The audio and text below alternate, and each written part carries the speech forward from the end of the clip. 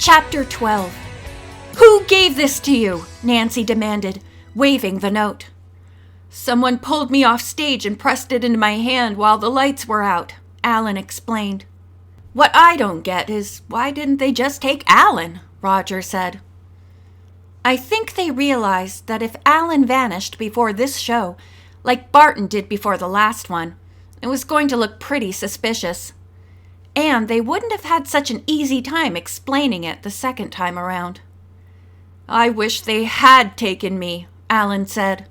I didn't mean for anyone to get hurt. I was so busy dreaming about how famous I'd be. If anything happens to Bess, or Barton, we've got to find out where they're shipping from, Nancy put in, and get there fast.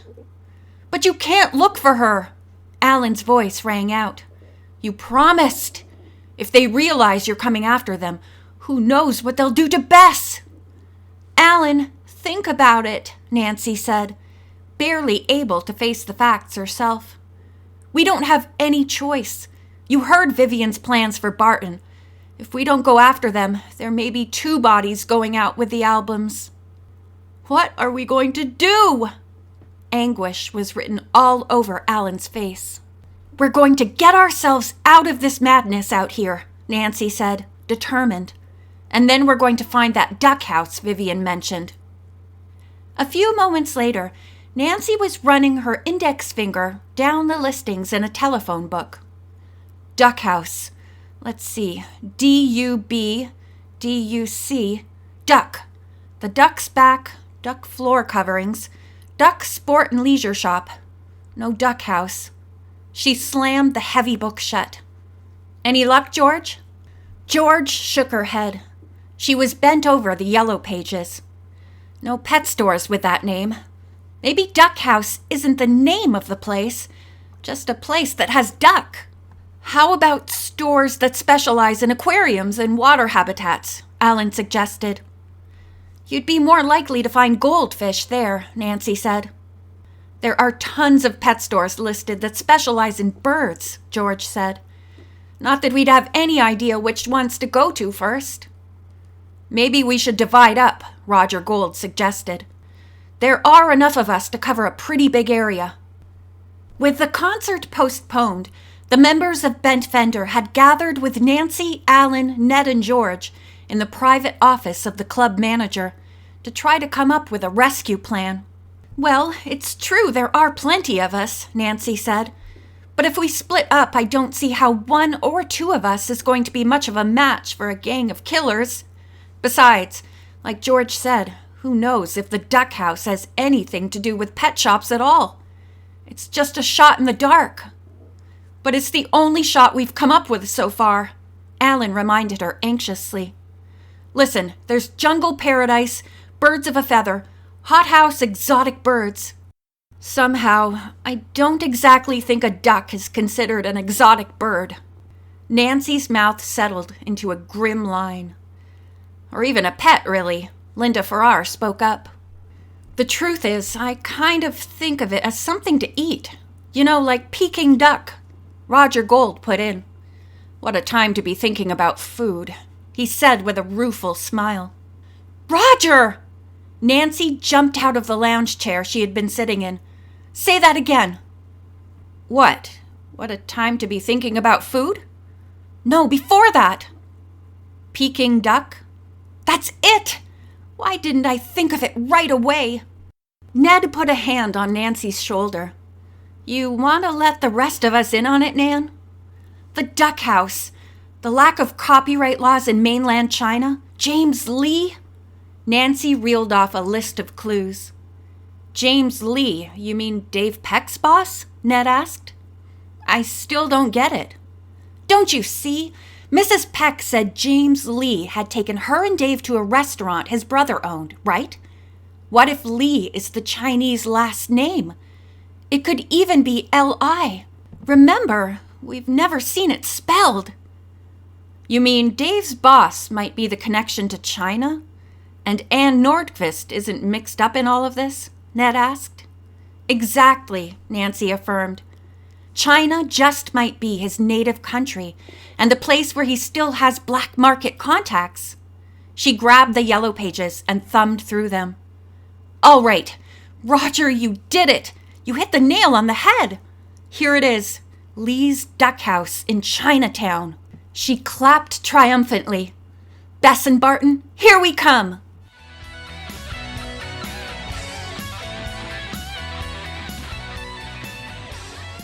Nancy got out of the cab that had sped her to the restaurant. Ned, George, and Alan got out too. Another taxi behind them dropped off Roger, Linda, Jim, and Mark. Across the street was a 4-story building.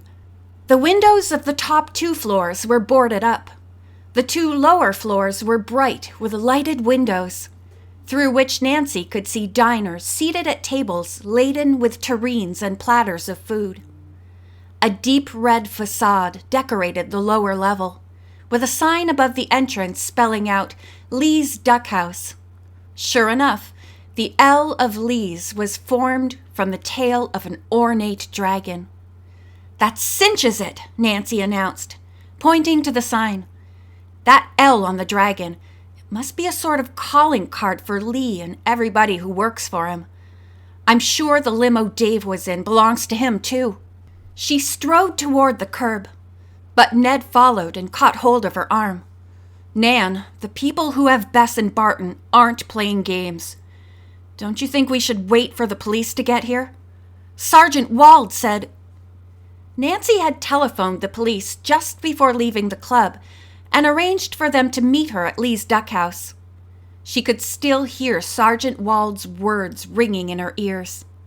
The Lee gang is involved in everything from gambling to smuggling. Watch out, kid. They're dangerous. No, Nancy answered firmly. We have to get Bess and Barton out of there. The sergeant and his officers will be our backup. But we can't very well waltz into that restaurant and ask them to turn Bess and Barton over, George said sensibly. That's why the rest of you are going to wait here while I go scout out the building.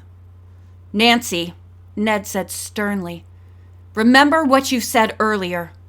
If it comes down to one of us against a whole gang of them, it won't be much of a match.